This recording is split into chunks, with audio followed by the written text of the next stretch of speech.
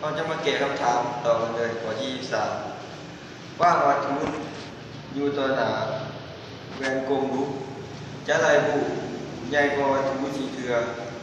แต่เมื่อยับวัตถุเขามาไกลถึง10 ซนผู้ก็ใหญ่กว่าวัตถุสีเถื่อ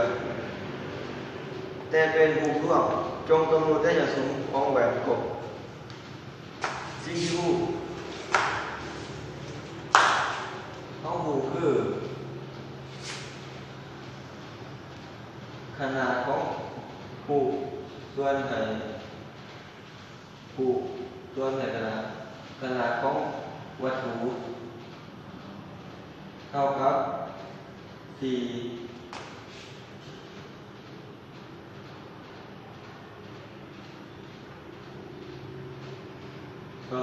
ผู้ขนาดของผู้ที่2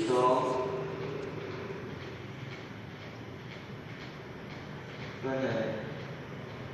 ขนาดของวัตถุเท่า-4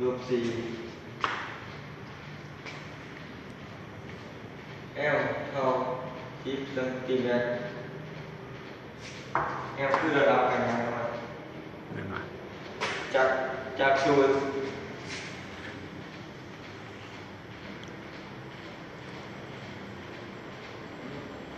B A B A ขีด B ขีด1ส่วนไหน A B เท่ากับ S ขีด1ส่วนไหน S 1เท่ากับ4ถอนอาคารของ S ขีด1ได้ S ขีด1เท่ากับ4S ระยะของผู้เท่ากับสีเถื่อของวัตถุ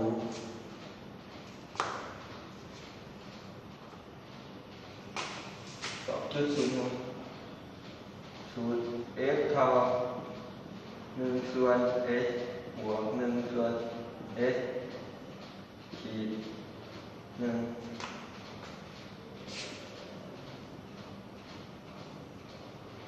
1 ส่วน F เท่ากับ1ส่วน S บวกไป1ส่วน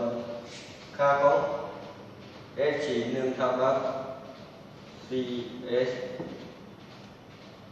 คืนพูดรวมพูดรวม 4S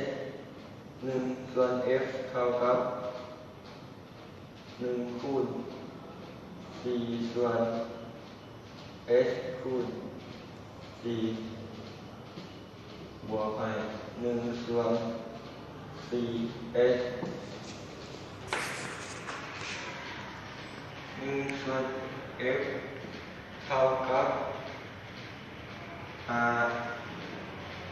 ส่วน4S คูณไป F คูณหาได้5F อดทนราคาของ S เนาะ S เท่า1เท่ากับ5F ส่วน4สมควร1แต่เมื่อยับวัตถุเข้ามาตึงอีก10 ซนผู้ของมันก็ใหญ่กว่าวัตถุ4เถื่อภูมินี้เป็นภูมิร่วม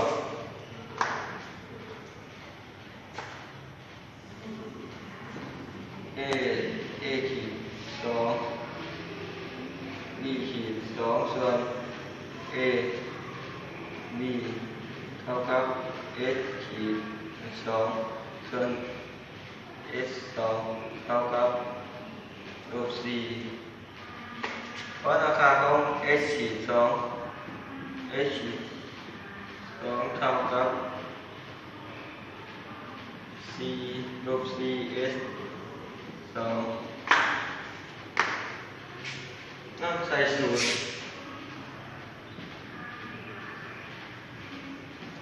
ใส่สูตร F 1 ส่วน f เท่ากับ1 ส่วน s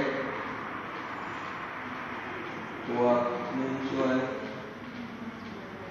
s ขีด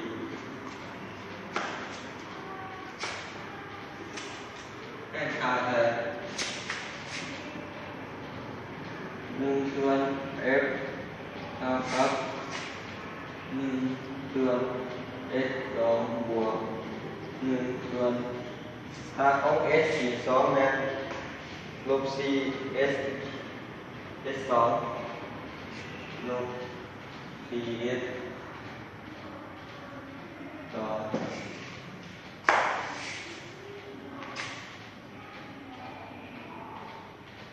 1 ส่วน f เป็นคูณรวม4ได้เท่ากับ4 ส่วน 4s ลงไปว่าเอาลบคูณใส่บวกเป็นลบลบไป1 ส่วน 4s 4ลงไป1เหลือ3ส่วนให้ 4s 1 ส่วน f เอา3 ส่วน 4s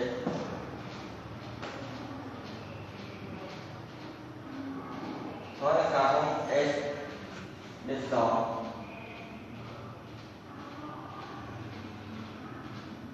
เพราะราคาของ s 2ไล่ s 2เท่า 3f ส่วน 4เป็นสมควร2ได้ว่า L เท่ากับ s 1 ลบ s 2 L เท่ากับ s 1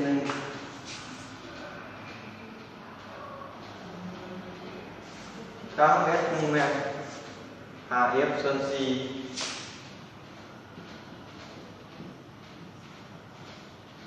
ลบไปค่าของ s 2เนี่ย 3f ส่วน 4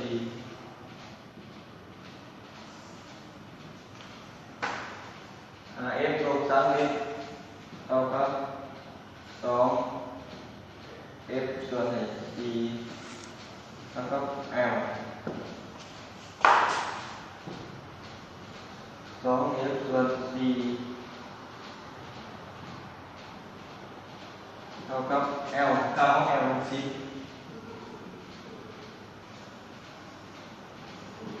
เท่ากับว่าค่าของ f ได้ 2f เท่ากับ40 4คูณ4 40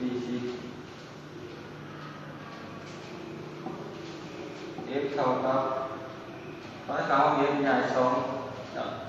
ส่วนคูณกันเหลือฐานได้40 ส่วน2 f เท่ากับ3 cm ได้สูงประมาณ30 cm